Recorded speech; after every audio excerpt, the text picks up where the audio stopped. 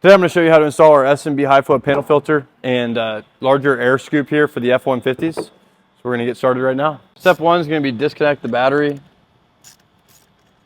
Next we're going to use a 5/16 or 8 mil or a flathead and remove the hose clamp on the airbox. Now we're going to push the factory tube off the airbox. Then we can unclip the factory airbox with the 3 clips on the front, slide it up, remove it, and the filter. Now we're going to remove the 2 13mm bolts holding the airbox down. There's one here and then one on the back side of the airbox. Our tank's empty, but if your tank's full, tilt this a little bit towards the side so this hose doesn't drain out. This shouldn't be above this fitting. And then you can feed this hose downwards. And we're just going to slide the airbox up out of the prongs.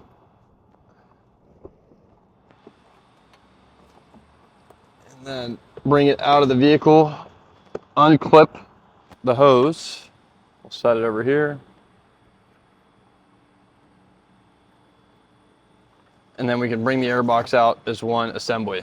Make sure the 2 rubber grommets stay in the vehicle. Next, we're going to go to the bottom of the scoop here. Press up on this interlocking tab. And with that pressed up, we can pry that out. With that pried out, we're going to then come to the top half here and put my screwdriver in between the 2. And then the whole scoop will come out as one piece, like so. With the factory one out, we can go ahead and press the S&B scoop into the airbox. It's going to have a locking bead on it right there. Press in like so, and it clicks into place. Now the factory box is ready to reinstall in the truck. Now we're going to go ahead and reinstall the airbox. And it's just going to drop back into those same grommets. And then we need to make sure we're going to snap our coolant hose into the side of the airbox. Right here. And then pass it up through the hole. And reconnect this.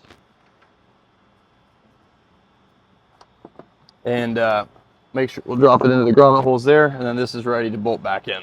With the airbox installed, we're now going to open up our new panel filter.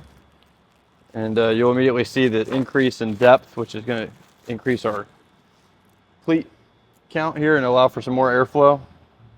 And then we're going to drop this into the airbox.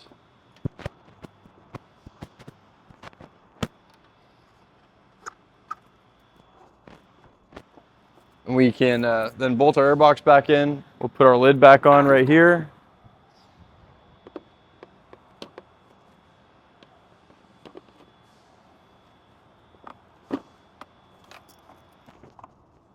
Snap it back down.